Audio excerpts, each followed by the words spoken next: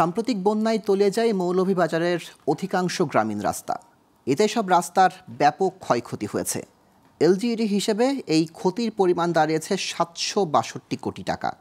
এদিকে সব সড়ক ক্ষতিগ্রস্ত হয়, প্রতিদিন ঘটছে ছোট বড় দুর্ঘটনা। এতে চলাচলে ভোগান্তি পোহাচ্ছেন পথচারী ও যানবাহন। মৌলভীবাজার থেকে একে অলোকের তথ্য ও চিত্রের ডেস্ক রিপোর্ট। ভারত থেকে নেমে আসা পাহাড়ি ঢল আর টানা বৃষ্টিতে মনু, ধোলাই, কুশিয়ারা নদীর পানি বেড়ে তীব্র স্রোতে মৌলভীবাজারের বৃষ্টির বেশি স্থানে নদীর প্রতিরক্ষা বাঁধ ভেঙে তলিয়েছিল সব কয়টি উপজেলা। ডুবে যায় গ্রামীণ রাস্তাঘাট সহ আঞ্চলিক সব মহাসড়ক। এরপর পানি কমে আসলে বের হয় ক্ষয়ক্ষতির এমন চিত্র।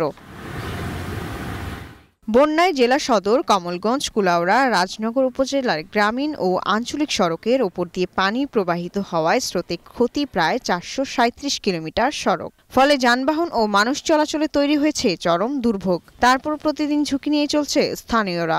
বয়ে বয়ে বন্যা আমাদের রাস্তাঘাট দ্রুত নিয়ে গেছে, আমাদের বাড়িঘরের অবস্থা খুব খারাপ। আমাদের রাস্তা দ্রুত, আমরা চাই রাস্তাগুলো আমাদের কাজ করিয়ে দেওয়ার জন্য। প্রতিদিন আমরা অসহায় অবস্থায় থাকি। বন্যায় আমরা রাস্তা ভাঙ গেছে, এখন আমরা স্কুলে যাইতে পারলাম না, এখন আমরা স্কুলে যাইতে পারি না, এলাকার মানুষ গাড়িগুলা লইয়া যাইতে পারে না। মৌলভীবাজারে মোট ৭০০ কিলোমিটার গ্রামীণ রাস্তাঘাট সংস্কারে খরচ হবে প্রায় ৭৬২ কোটি টাকা। এর মধ্যে প্রস্তাব পাঠানো হয়েছে সংশ্লিষ্ট দপ্তরে। বরাদ্দ পেলে দ্রুত মেরামতের আশ্বাস এই নির্বাহী প্রকৌশলীর। জেলা প্রশাসক কার্যালয়ের মাধ্যমে মন্ত্রণালয় প্রণয়ন করছি এবং সেখান থেকে মন্ত্রণালয় থেকে বরাদ্দ পেলে আমরা পরবর্তীতে এই কাজগুলো বাস্তবায়ন করতে সক্ষম হব, যার ফলে এই জেলার বিভিন্ন উৎপাদিত পণ্য বাজারজাত করা সহজতর হবে এবং স্কুল কলেজ ছাত্রছাত্রী এবং অন্যান্য জনসাধারণ চলাফেরা সহজলভ্য হবে।